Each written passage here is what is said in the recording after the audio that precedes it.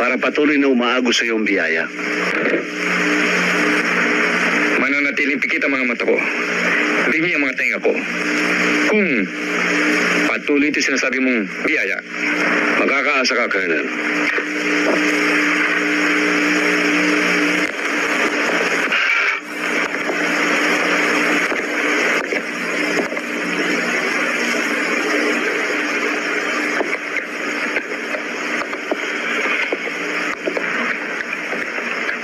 Orbos, talagang malit ang daigdig para sa ating dalawa. Tama ka, Mr. Alingasngas? Alingkastre, sir. Alingkastre? Yes, sir. Mr. Alingkastre. Alam bang kumukulong dugo ko tuwing makikita kita? Ako naman, hindi dugo ang kumukulo sa akin. Tache. Bastos pala yung bunganga mo. Dapat sa'yo, pakainin ng siling labuyo. Correction. Ikaw ang dapat kumain ng siling labuyo. Dahil ang tingin ko sa'yo, parang ibong kiyaw-kiyaw. Puro kiyaw-kiyaw. Orbos, ito ang tandaan mo. Pag nagkita tayo muli, isa sa atin ang sasabog. Na parang utot? May mga malaria ba kayo?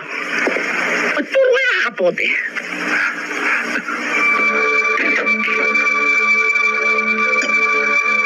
Mr. Orbos. Good morning, Colonel. Good morning.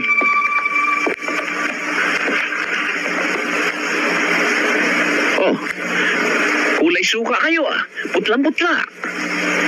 Masama ang pakiramdam ko. Ah, Maupo ka.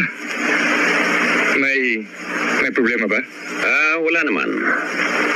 Gusto ko lang sana malaman kung may resulta na yung investigasyon nyo dun sa pagkamatay sa mga tao ko.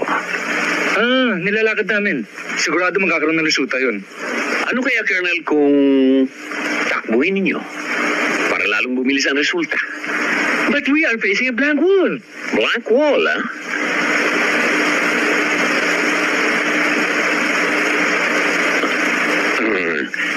O sige, Colonel. Sige po.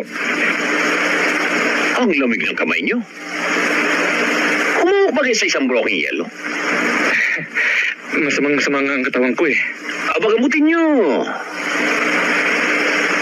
Colonel, ang dami naman yata yung pambili ng gamot eh. Palagay ko, kahit isang truck, kayang-kaya. Sige ho. Isang attache kay sa karan tinanggap na suko. Attache ba yun?